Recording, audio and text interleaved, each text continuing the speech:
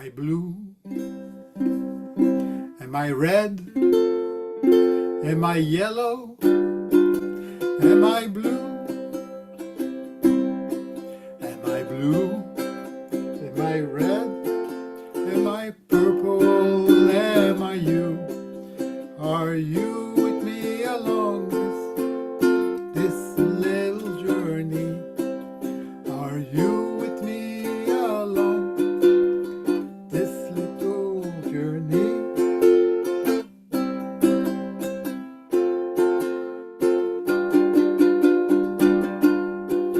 Am I blue? Am I red? Am I purple? Am I yellow? Am I blue? Am I red? Am I purple? So are you. How are Bonjour. you? Ça va bien, ça va bien. Et toi, how are you doing today?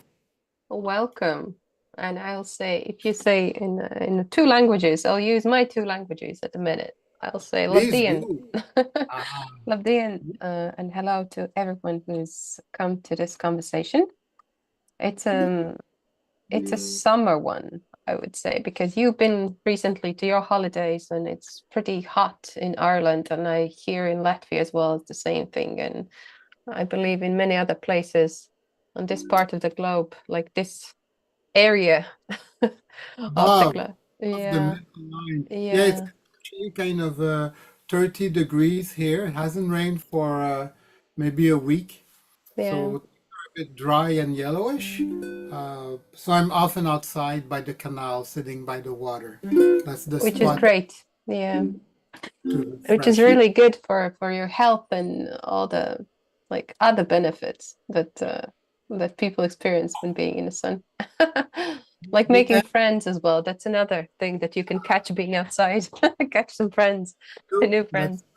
mhm. Yeah. So how have you been this last couple of weeks, few Last weeks? couple of weeks. Well, I had the pleasure of going to Paris, France, and that was quite amazing because it was before the Olympics. So Yeah. uh, they were kind of blocking everything more and more and more as we go Yeah. along. So lots of people, and then I went to Barcelona, and Oh, I finally see Gaudi's towers. It's amazing. It's basically an artist having been given a free rein and to create an artwork, a CD scale artwork. So mm. that was very, very beautiful. Thank you. And what about you? It's been also quite of a journey, quite of a summer, because uh, my family, we organize a camp, and then our kids have been to some camps and many activities, and yeah, the weather keeps changing, and that's challenging a bit as well. And many things happening all the same time. That's the one Mhm. thing that I could tell, that actually that last few years feel like that. So I wouldn't say this last month or so has been any exception. So it keeps, things keep happening. Let's put it that way. Well, Uh, with kids, that's the pleasure of having kids. And yeah, unless you're a parent, you won't know what we're talking about. But yeah, kids never stop growing. Kids never stop having needs, and yeah, kids never stop having different needs. yeah, So after a few months or a year, you think you've got it good and you found a solution to make everybody happy, the family happy, and then suddenly their needs have changed, and what you used to do doesn't work anymore. Which is actually why today we're going to talk about listening. Oh boy, yeah. listening for That's a happiness. topic. Yeah, that's a topic. And I'm That's happy that you put it together that way, listening for happiness. yeah, Yeah, yeah. Because why do we want to listen, and to whom? yeah, So why yeah, and whom are we actually listening to? So. Uh, what came into your mind when you saw that I proposed this listening for happiness? What did Honestly, it tickle you? honestly, the first thing that I thought about was how I'm so good at listening to other people's, except the ones that are the closest to me, Mm, mm, and mm. especially myself. And that was the last thing that came. But like the first thing was really that I'm so good at normally listening to any other person, except the ones that are kind of supposed to know what I think, supposed to know what I like. And yeah, that was the. And you, why did you offer to talk about this topic? Well, going on a family vacation with my partner and my daughter, then that became a real subject matter because we're three different people. And what do we want to do during the day and how are Yeah. we going to proceed? And if we don't express our needs, our individual needs and our collective needs, then, boom, conflict can arise. And so during our vacation, we had some, I wouldn't say conflicts, but pre-conflict situation.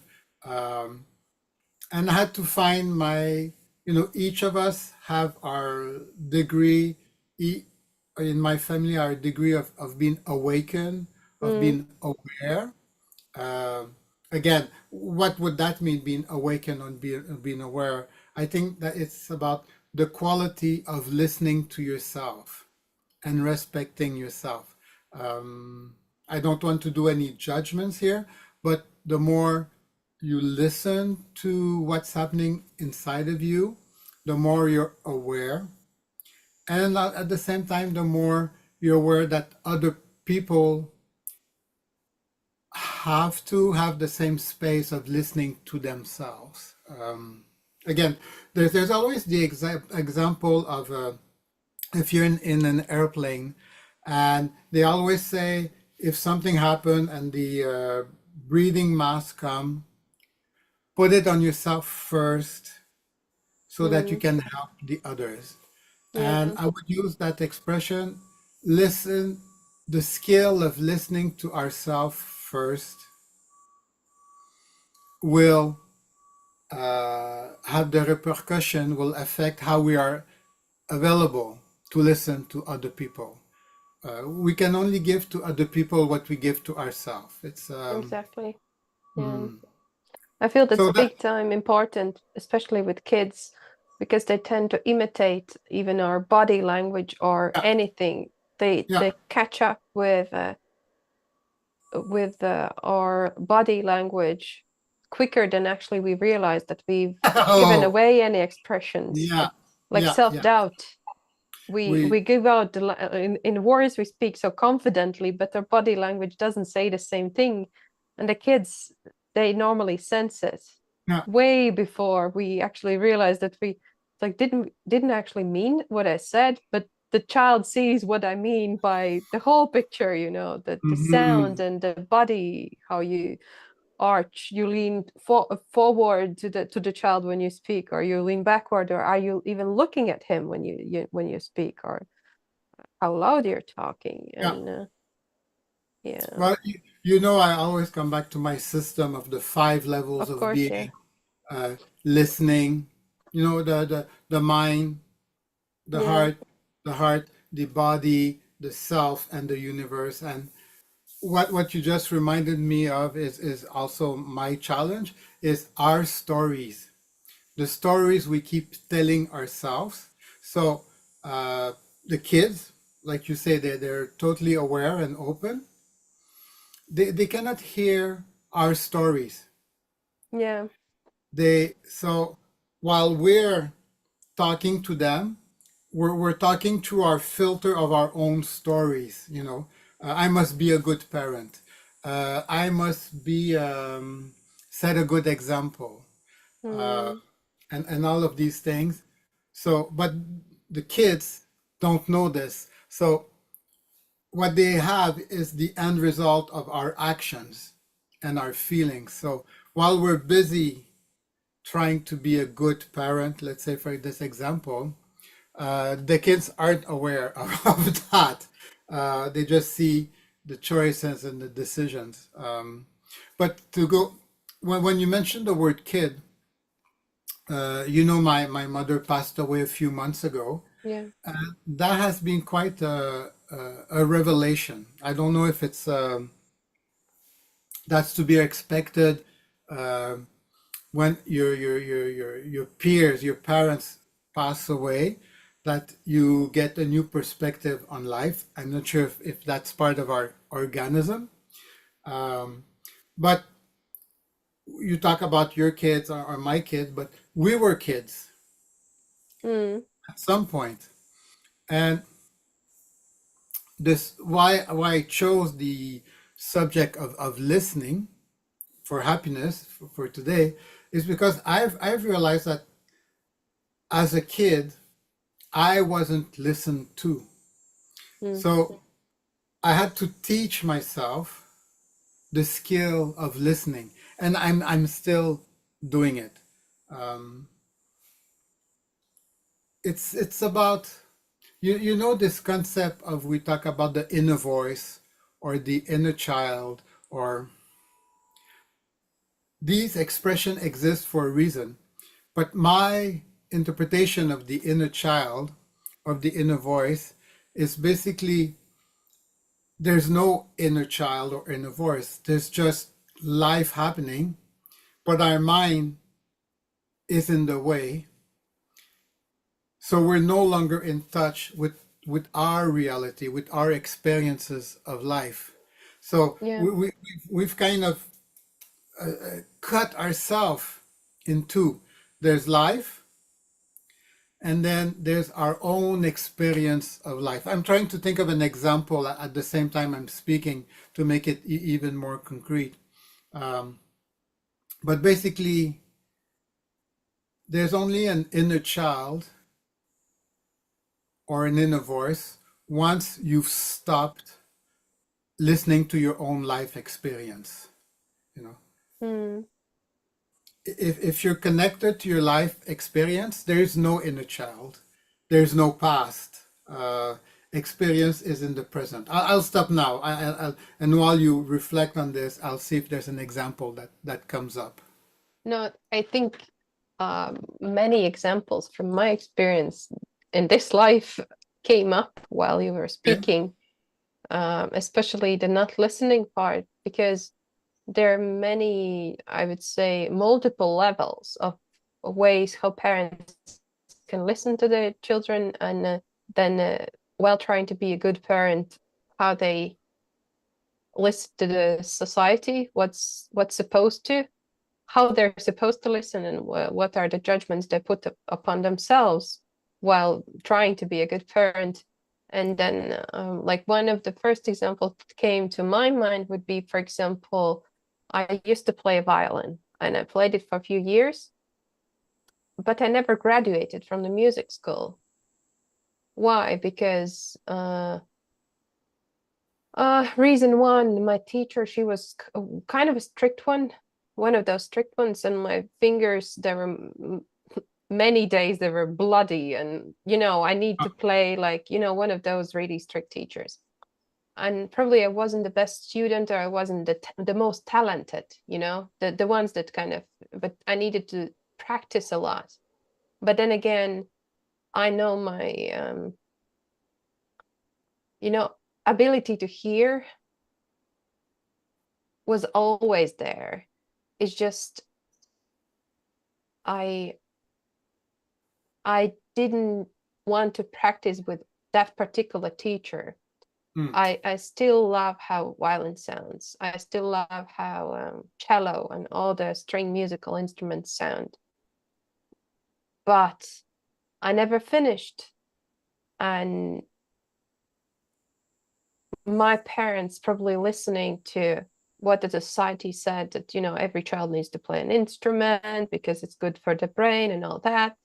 They kind of put me in the school, but then the teenage or rebel years came, and I was such a bad student, and they didn't see point in continuing on and pushing me on. Then sometimes I think, what's the healthy way of listening to the child's needs, or making them, you know, durable for the any circumstances that will come up inevitably later on in their lives and their kids' lives, their grandchildren's lives. So I'm just thinking, like, there's certain time when I set the goal and I listen to myself and it all makes sense because I set the goal.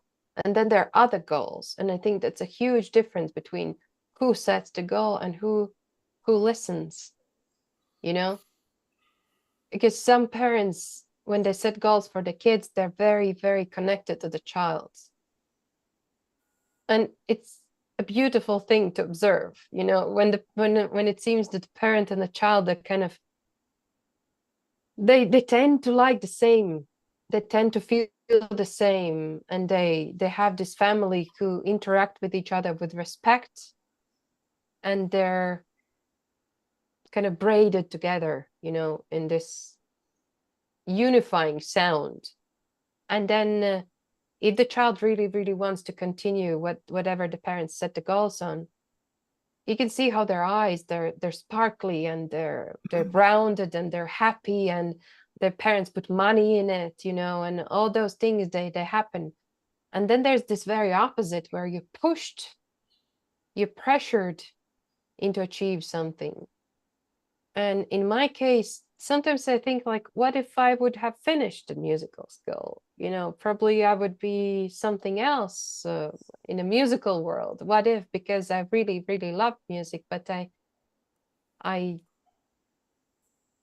probably, there were difficult times for my parents as well. And they were like, enough of this, you know, if she doesn't want to go, she should let her not finish it, you know? So what I'm trying to say, there are many different levels how we can listen and do damage by listening, or when we do more damage, sometimes by listening and trying to understand. Because, and I'll give you another example at the end of this, and just want to hear what you say about this. Like, let's say the person needs help, adult person in their life, and the other person, they think that they listened correctly, they listened and they think they understand correctly, and actually it was a mismatch. They misunderstood what the person who is suffering actually needs, and the person who tried to help, they did their best, but the person who was suffering thinks that, or feels that, they were never understood, they were never listened to, they never got what they wanted. But the person who tried to help, they did everything possible. And this is two adult situation. I think the same similar situation could happen between adult and child, like parent and a child situation.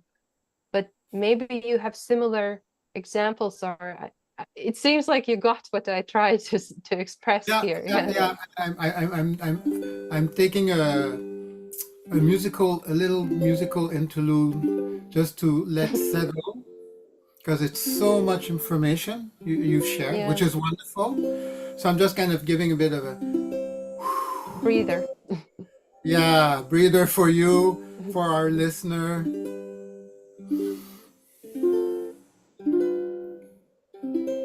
Okay. In everything you've just shared with me, many things came into my mind. Uh, One of it was goals, setting goals, and the other one, which I guess goes hand in hand with setting goals, is living the present moment.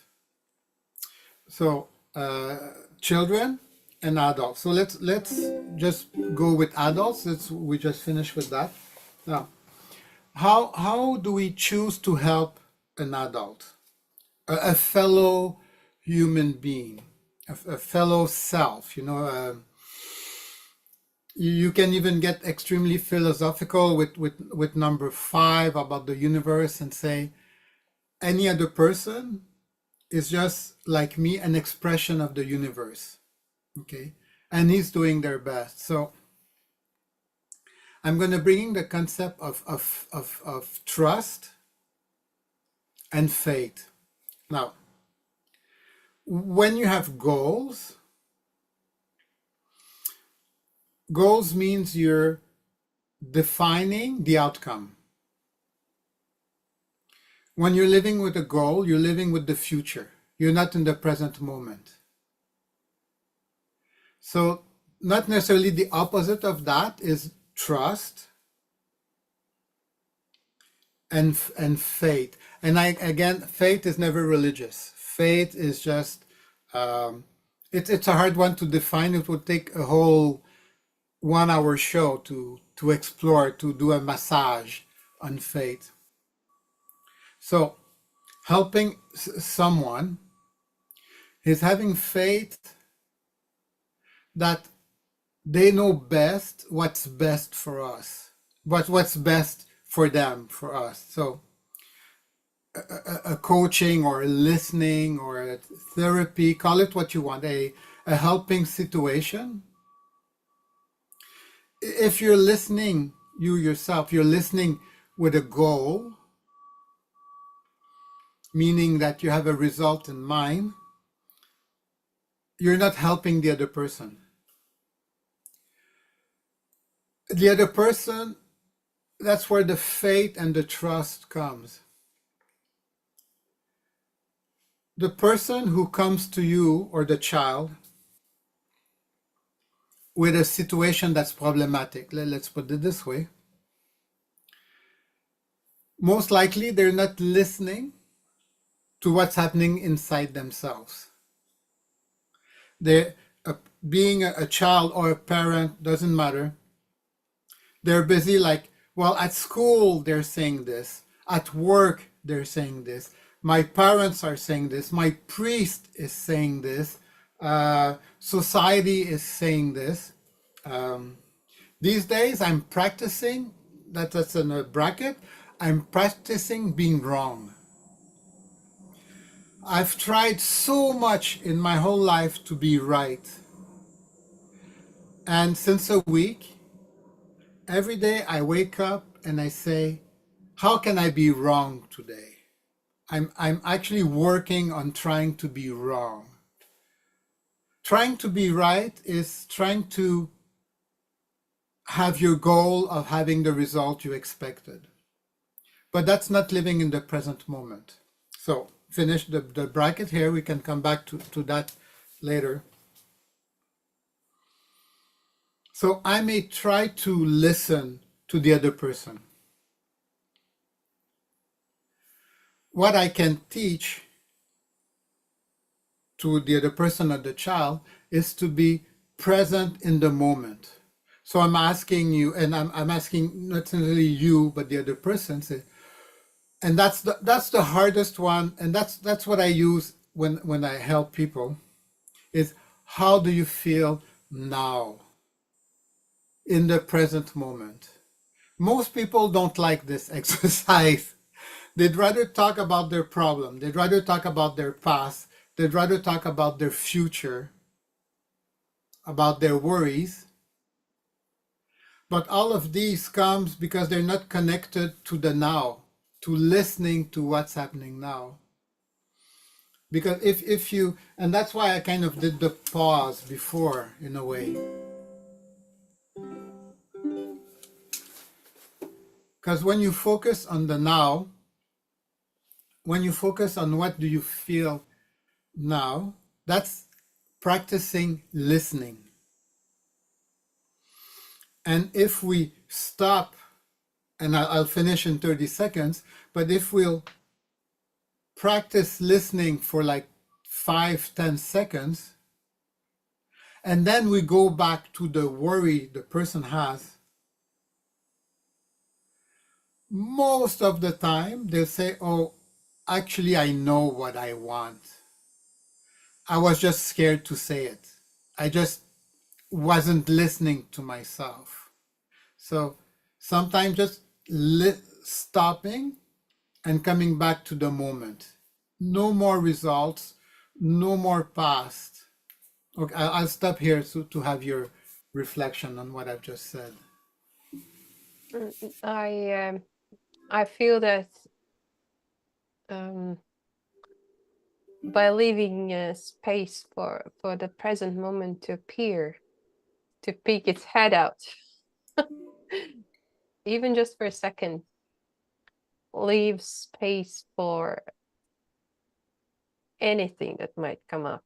Even in sometimes it could be even aggression, or it could be a cry, or anything that the person, if they wouldn't have that moment, they wouldn't have a chance to, they're not letting it happen, it just pops up. So yeah, that worthwhile moment of just being is vital. And it's shifting. It's shifting that moment, and it also helps to shift the future, whatever future comes up, because it feels that it's being molded in that moment if you let it happen, if you allow it to happen. And then when you said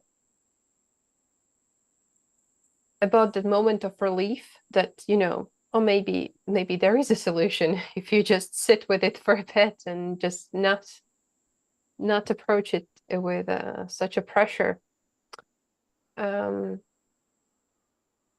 that's like when we speak about like psychological things and chemistry and all that people, you know, the smart people that would say, you know, when you're stressed, you can't think straight, you know, you always mess things up. And when you, like, for kids, go in front of the classroom and find a solution, solve this problem, they're unable to do so because they're so stressed and everyone is looking. So it's quite kind of the same thing. um Yeah, there is this in biology, they talk about the fight or flight yeah, response, and that when you are in a stressful, dangerous situation, your mind shuts down, yeah. uh, so that your reflexes are as sharp as possible. So I agree with you, and the example of the kid in front of the room. Uh, Mhm. even as adults, a very simple, I'm sorry, example. When I lived in Holland 30 years ago, I fell in love with this beautiful Dutch woman, Loes, and we were happily in love. But in the beginning, I was so, scared of relationship and is it gonna work and stuff like that. And Holland is the land of bicycles, of course, everywhere bicycles. And I've been bicycling since I was 6 years old, even if I live in Canada. So bicycling without holding the handles and stuff like that. And then, but both of us, we were so, Luce and I, we were so nervous that, we got on one bicycle and I sat behind on the thingy, and then she kind of fell down, so I took over, and suddenly I couldn't bicycle anymore because I was so afraid of not being good enough, of the relationship. So something I was doing all my life, relax, eyes closed, not holding the handlebars, just because of this pressure of this love relationship, wanting to be accepted, wanting to be loved, I just couldn't bicycle anymore. So yes. Yeah. Now it's funny until it's funny, but then many other situations in my, I'd say, pretty short life, but at the same time, it feels like many lives lived. It's where it's been crucial to be able to breathe in order not to, I wouldn't go as dramatical as not to die, but like in some situations it was like, uh, if I wouldn't take that breather, this in our conversation, you did it with a musical pause. um, Most of the time, 99.9%, I wouldn't say that's possible, but like, why not? If you have your favorite podcast or your favorite music available, put your headphones on and have that space. But it's a serious matter, and as this world keeps on progressing into this material madness in some cases. I mean, the wars and all everything that's happening now, which is just, for me, it feels like it's on repeat again as a test for humanity. Like, are we really this stupid, or are we able to find other solutions? As simple as that. And it doesn't mean that I don't see the evil part of all, like, and all the I don't want to, that there is a I say that the normal masculinity, and then there is this macho, way of masculinity. And it seems that most people, they want decisions made, and they want, hands raised, and be politically active, and they want people who are put in place to take responsibility and make decisions. But what about the soulful part, you know? And we might sometimes be crushed into decision making, pressured. And I'm not saying we don't need to make those decisions. It's just, what if we take the breather and come to the solution in a bit different way this time? Not the same way as those 80 years ago, Maybe there's another way. So, yeah. Breathe. Well, there's so many things in what you've unraveled there. Um, you've talked a lot about goals unknowingly. Yeah, Because, big time. yeah, um, I would say everything you've just told me now is number one, is the story. Is the story you're dealing with. And in the moment, because we're here about listening, I'd say I would take you back just a bit step and say, how do you feel about all of that? And without getting into a story, and that's a skill, that's of course, but how do you feel? Like, I could be empathic, I could give you lines, example. Again, it's not about agreeing or disagreeing with everything you've said about evil and a solution is getting to back more soul and stuff. It's more about the best way to be efficient in dealing with all of these things is when you are in a position of strength yourself as a person. So you as a person now, when you're telling me all of this, how do you feel? Most of the time, I feel like an observer. That's not a feeling. How does it vibrate? I agree. Observer. Yeah, that's tough to define it, because it's not really feeling of stuck, because I sense there is solution. It's stuckness and a solution, like sense of uh, being trapped, but at the same time, I sense there is a chance, and the chance is there is a key to that box. That's what I'm trying to say. Okay. If that describes the emotion, I Yeah, no, can't find other words. no, Sorry. no, it's okay. It's okay. Yeah. I'm working with you. We don't have to do this. I mean, we're Yeah. exploring it, but No, that's fine. I love that box, because I feel I came really long way to find, at least find that box. And Okay. I want to also use the key, not only Well, look at the key. the key words you just told me, there was two, but I forget the other one. What is feeling trapped? Mm, Because the positive aspect, that's your goal. but what you feel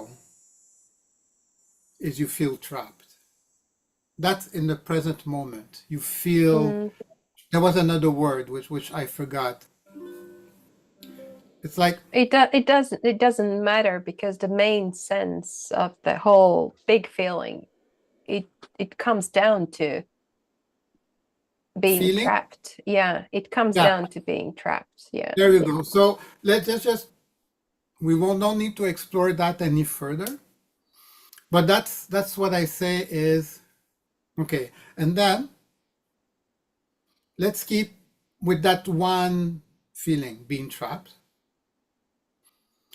And now I'd say breathe into that feeling, being trapped.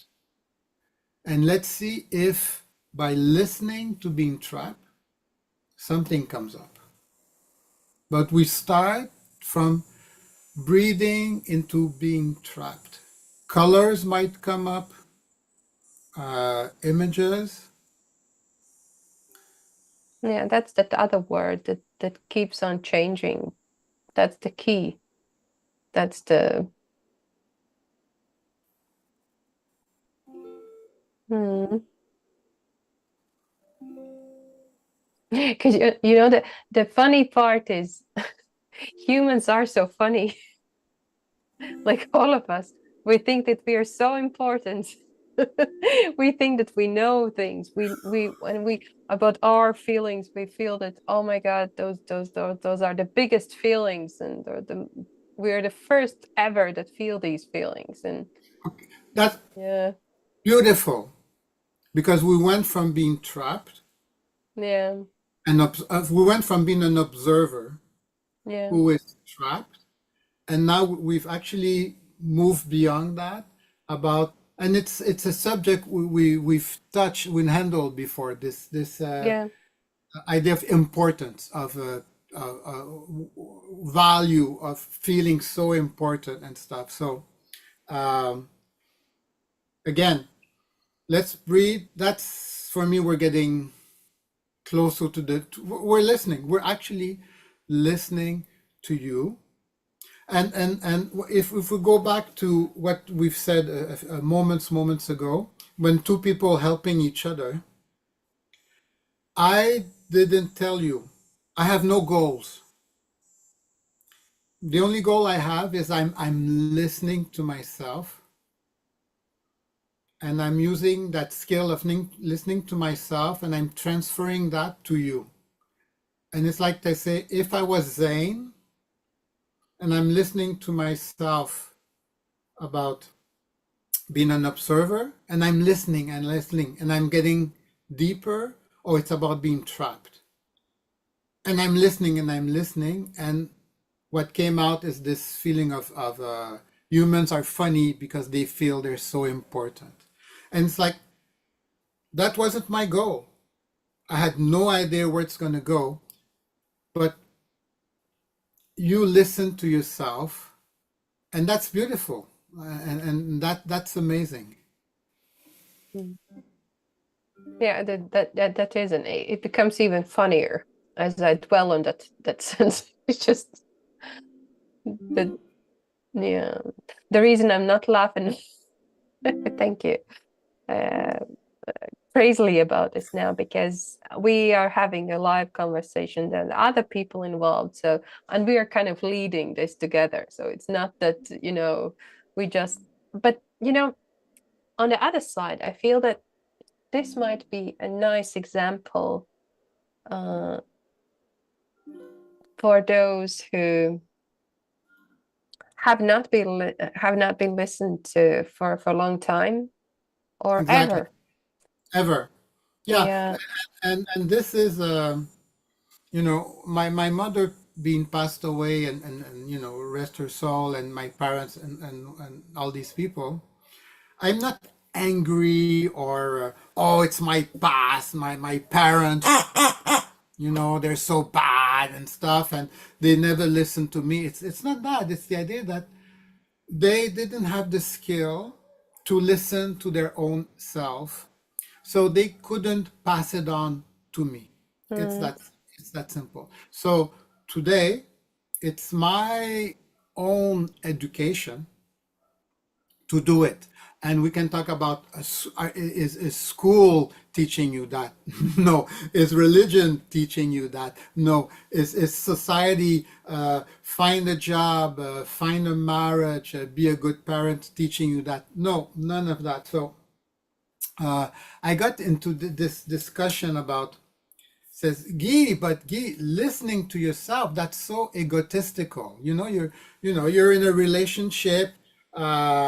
How dare you listen to yourself? You should think of the couple. You should think of your children. You should think of, you should, and all this story. And, on the surface, that seems reasonable. That seems to make sense. But let's just take a moment here and just go through to one simple listening exercise, is to say, okay, now I've decided to be wrong. I know that I was love this. I love this. I've decided to be wrong because being right is my number one story, my brain, trying to control the goals and the results.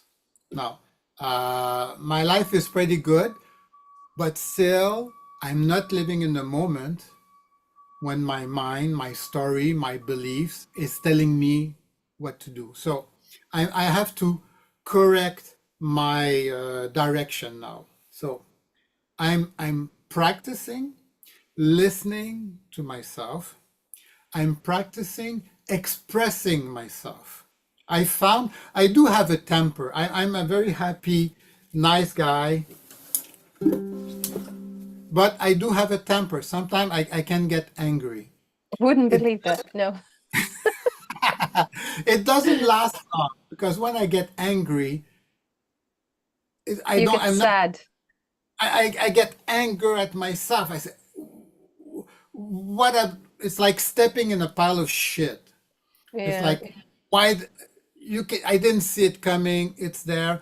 I'm sorry. I have to wipe my shoes now of that shit. So nobody's perfect, but anyway. So when you practice being wrong, you don't get angry because you know that you're wrong. So there's no point in trying to be right or That's so correct. confusing. Like this needs to go on repeat for a bit because you Uh, surprised me with this theory today. I was heading towards something similar, but you said it like so neatly. Like I'm so practicing being wrong. so people can just rewind the last 1 minute and 1 minute a few times until something All sinks right. in. But let's get back on track. So it's not egotistical to listen to oneself. So let's I'll just say it simply in one shot. So being in the moment is saying, what am I feeling now? Am I happy sitting with these people? Am I being in the right place? Am I having fun around the table? Am I having fun in the metro? Am I having fun in the bus? It's not about being happy. It's like, it's happiness, but how am I vibrating? What is my experience? Let's put it neutral. What is my Yeah. experience at this moment? Is my experience a good one? And good mean number two, my heart. Is it something I choose? Is it something that I enjoy? Or is this experience something that doesn't feel right? That doesn't feel good. Okay, so that's a big exercise. And it's not your inner voice or your inner child. It's just now. No, I'm enjoying this moment with you, Zane. That's why I'm here, and that's why I'm not shutting down the computer. Because Same here. I am enjoying it. So I'm doing it. If I wasn't enjoying it, I would say, "Oh, I have to go. I have an appointment. Oh, my call is incoming or my next appointment is coming," and stuff like that. But no, so I am choosing, I am happy, I am listening to this moment. So now what I'm practicing is to be aware of this every moment of my life. When I'm opening the fridge, when I'm listening to TV, when I'm having a walk, when I'm in, and of course, when we're in relationship with your partner and your children, that's when they push your buttons, and that's when it's the hardest place, but that's the most rewarding. But okay, so to finish this point, so I was talking about this, and the other person said, but that's egotistical. You must think about us. You must think about me. And says, well, for a moment, just think about it. If I'm not listening to myself, who will? If I'm not aware of what's happening inside of me, who will take care of me? Mm. Who will do that? And that's when you see that once you're stuck in that system, that's because you were into conditional love from your parents, from your upbringing, meaning that you existed to make sure that they were good. Your parents wanted to know they were good parents. So instead of listening to you as a person who you were, you've developed the habit of acting not according to your thoughts or to your feelings, but acting according to their needs, to their demands. So Mm. just to step back one moment, and then we have a little music interlude to let this sink in. So the other person was telling me, but it's so egotistical to think about yourself and to express yourself. On the surface, yes, it does sound like that. But my question or my reflection is that if you are not listening to yourself, who is taking care of you? Who is listening to yourself?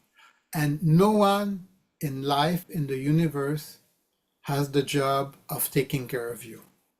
Mm. You're the one responsible. So the answer is it's not egotistical. It's a given that you must listen to yourself. It's music pause.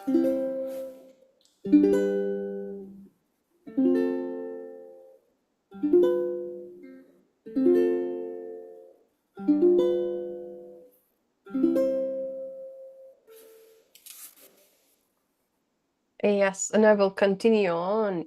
I want to go even further with this because it brought me to the thought of how we present ourselves in this life. And those who are better able to listen to themselves, and they seem to communicate to others better as well, because they know they have their listening skills toward themselves and others. They seem to be more successful. And it brought me to the thought of the cycle of unfairness of this life, the circle of samsara, that those who develop the ability, those, let's say, they were lucky enough and they were listened to, and it wasn't conditional, the first relationship in their lives, and they were lucky enough to learn the skill very young, and they continue on with blessing other people by listening. And they continue on with blessing other people and themselves in return, and it keeps on repeating itself. And they seem so successful in all meanings of the word just because of this one basic skill. And I might choose to, and that's the decision to make for our listeners, or like any other person who might come up with this thought. What do I choose? Do I choose to be the sufferer who never learns how to listen to myself or other people? Or I make a decision, agree that the lesson is learned, and make this choice to be blessing to myself and others, and this way at least stop suffering in my surroundings. And that's a big, big, big question. And I don't think that by like what I see around myself, not many people, they're exhausted, that they're not strong enough to make that decision or even to come to the thought, that that's my decision. And it's not selfish. It's not selfish to, let's say, even as simple as taking a swim. If I feel like that might heal me from something that's, the water surrounding me, and there would be a family member who's saying, that's silly thought. Like, why should we stop at the sea, and why should we stop at the river or lake or wherever they might want to take that swim? Oh, that's so silly. And let's say the two scenarios, either they will stand up and they'll say, no, I really, really need that now. And I don't think it's selfish. It will only take me 30 minutes. But that it's going to be so, so good for me, and in the long run for you as well. Or the other scenario is like, oh, I'm not going to be burdened. I'm not going to listen. And the body shuts down. It shuts down this time, next time, and many other times to come. So I'm really thankful for you to bringing up this topic, because it might feel it's lighthearted and it's all about, being happy, but it's only been almost an hour, but look how far we've come in like all that's connected to this by a simple thing, not having a skill, to listen. It slowly destroys us, so it's vital. And to thank you for sharing that. I really feel it. So I really thank you for sharing it. And I bring the idea of, so how do we correct our direction? So the word I use is always, it's a practice. So it's not a goal. So practice, it means each day I do my best to do it. That's all. It's a practice. It's not a belief. And that's why when I get into, we didn't talk about this today, but faith and trust. Because when you have faith and trust, then you can practice. When you doubt, it's very hard to practice.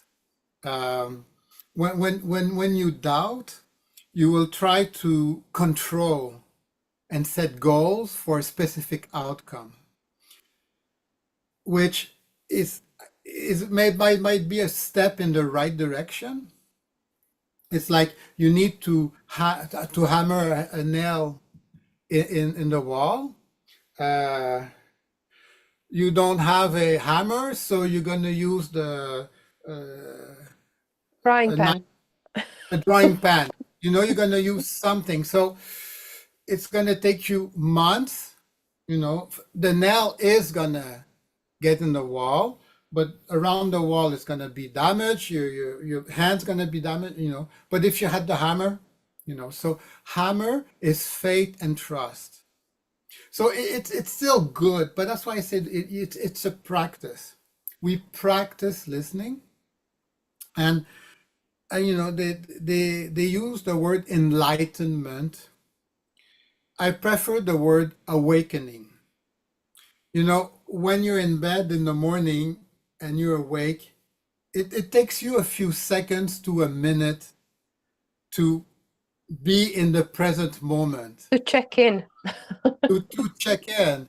And it might be checking in, it's like, oh no, I've got to do this. Or it's not just like, oh, I feel so great. Oh, I forgot how great it feels to sleep.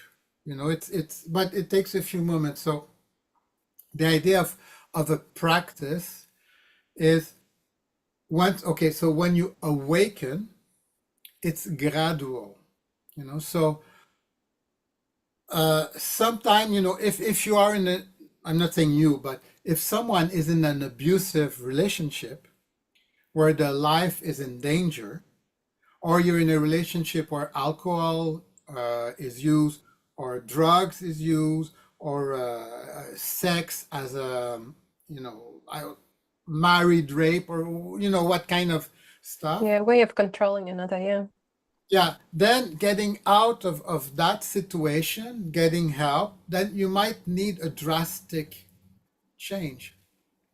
But generally speaking, if we're the lucky ones, then the awakening is a gradual process. It's a hard process. The more people you have in your environment, uh, the more people you know at work, the more people you know at your gym, in your choir, the more people you deal with every day.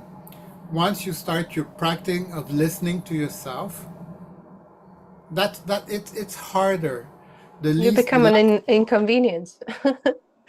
Yeah, but it's based, I always remember the story of the ugly duckling, which basically the baby swan that was raised by ducks. Uh, he was so different until he finally find his real environment. So we weren't, and plug for my book here. Sorry, You're just to okay. I to didn't say, write the book yet, so I cannot plug anything in here. okay. So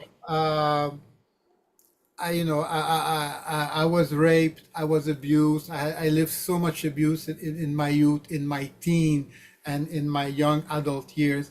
It's only at this age of 30 something that I started to have some awakening, some memories came back, and then became a humanitarian clown. And just to say that I want to give the message of hope. It doesn't matter where you've been. The idea is to take a breather, to get moment, and one way we start to take care of ourselves on the road to happiness is to get back to the listening, the skill of listening, to know what does it mean to actually listening, to listen and to stop. So yes, go for that swim, contradict those people and be wrong. Yes, my family, I am wrong and I will go swim. I am wrong. And that's instead of saying F you, those those words. This is Yes, the key for this conversation. Yeah. I Please will try go. to be wrong. Yeah. Yeah, try to be wrong. Wake up every day and I say, today I'm gonna be wrong and I'm gonna be so wrong. And then you'll never get angry Mm. because you just know you're wrong. But wrong in that context means I'm saying no to my story. I'm saying no to my past. I'm saying no to my education. And when you say no to your past, to your education, it's because you're saying yes to listening to yourself. And that's the Mm. most beautiful thing there. And to put it in in a way, we're not saying education doesn't matter, or the courses or the people or your past doesn't matter. We are not saying that. It's just give that gift to yourself. Allow yourself to feel it first, and then take that breather and Yeah. yes, be. Your life starts in the moment. Your Mm. life isn't now. So maybe next time we can try to explore faith and trust. Faith Because and trust, and the conversation after that might be about appearance. whatever Faith, comes, trust, yeah, because whatever I comes. feel that that's another topic of like being dual, and how we tend to maneuver between our appearances, and So, yeah. let's call our next discussion. Let's be wrong. Let's be wrong. Yeah, Let's be wrong. that sounds perfect. That sounds perfect. Thank you, Guy. You've been a It's pleasure as always. love you guys. Love you, Zane. Bye. See you Take care of later. yourself, everyone. Bye bye. Bye.